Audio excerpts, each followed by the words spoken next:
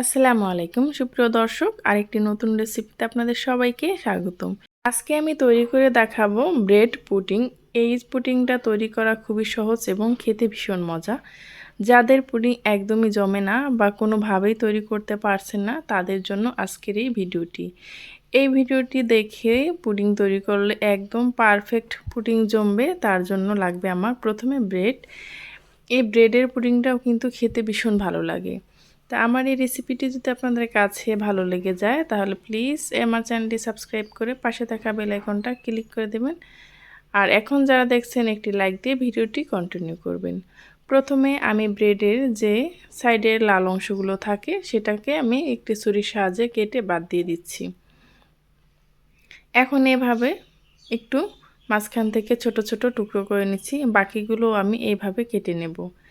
এখন আমি একটি মিক্সিং বোলে 1 লিটার আমি দুধ নিয়েছি, আর 1 লিটার দুধের জন্য আমি এখানে 4টা ব্রেড নিয়েছি। আপনারা আপনাদের পরিমাণ বুঝে ব্রেডের পরিমাণটা কমিয়ে কিংবা বাড়িয়ে দিবেন। 1 কেজির জন্য আমি এখানে 4টা দিয়েছি, আপনারা হাফ কেজি কিংবা এর চাইতে বেশি হলো কিন্তু এর থেকে বেশি দেবেন। ব্রেডের ভিতর যেহেতু মিষ্টিটা থাকে, আমি আবার ক্যারামেল দিয়ে তৈরি করব, সেজন্য এখানে আমি দিলাম 1 কাপ চিনি। এটাকে দিয়ে আমি একটি ব্লেন্ডার জগে এটাকে ভালোভাবে মিক্স করে নেব। একদম খুব সুন্দরভাবে মিক্স করে নেব। আপনাদের কাছে যদি ব্লেন্ডার না থাকে, তাহলে এটা কিছু সময় ভিজিয়ে রাখলে দুধের ভিতরে, তারপর যে আমরা ডাল ঘুটনি আছে সেটা দিয়ে ভালোভাবে নেড়েচেড়ে নিলেই কিন্তু এটা হয়ে যাবে। তাছাড়া হাত দিয়েও মথে নিলেও হয়ে যাবে। এখন আমি 1 কেজি পরিমাণের জন্য এখানে আমি 4টা ডিম দিয়ে দিলাম। আর আপনারা যদি শুধু ডিম দিয়ে করেন 1 কেজি দুধের জন্য, তাহলে 8টা ডিম দিবেন। এখন আমি ভালোভাবে এটাকে মিক্স করে নিচ্ছি একটি চামচের সাহায্যে। এখন দিয়ে দেব সুন্দর একটা ফ্লেভার আসার জন্য। ডিমের যে একটা গন্ধ থাকে সেটা অনেকেই পছন্দ করে না, সেজন্য দিয়ে দিচ্ছি চা চামচের হাফ চামচ ভ্যানিলা এসেন্স। এটাকে দিয়ে ভালোভাবে আমি এখন মিক্স করে নিচ্ছি। একটা সাইডে রেখে এখন আমি তৈরি করে নেব ক্যারামেল। আপনারা চাইলে আগে ক্যারামেলটা তৈরি করেও রেখে দিতে পারেন।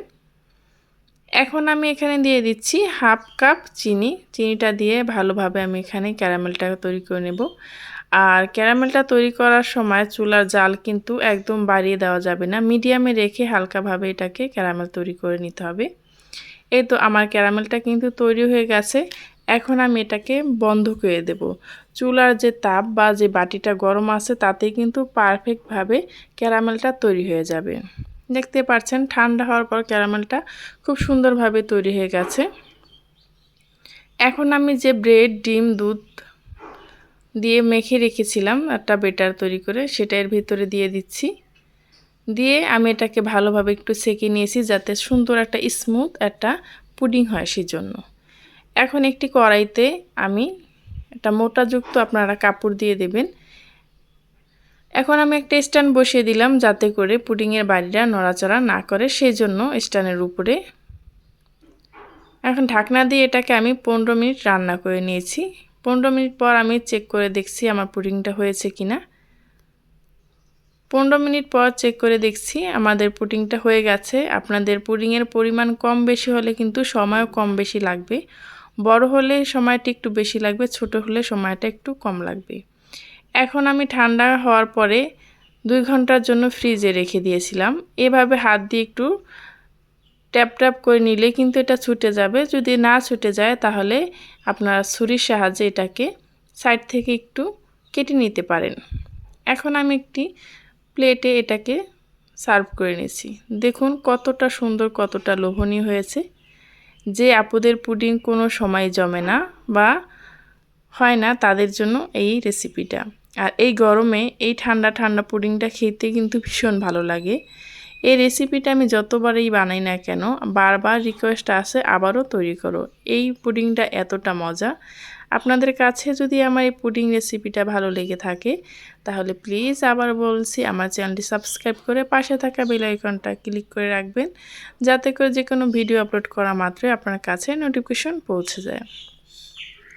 এই তো দেখতে পাচ্ছেন কতটা সুন্দর হয়েছে। আমি যেহেতু ছুরির ভিতরে নিয়েছি সেজন্য কিন্তু কেটে গেছে। আর আপনাদেরকে আমি একটু কেটে দেখিয়ে দিচ্ছি কতটা সুন্দর হয়েছে, খেতেও কিন্তু ভীষণ মজা। পরবর্তী ভিডিও পর্যন্ত ভালো থাকবেন।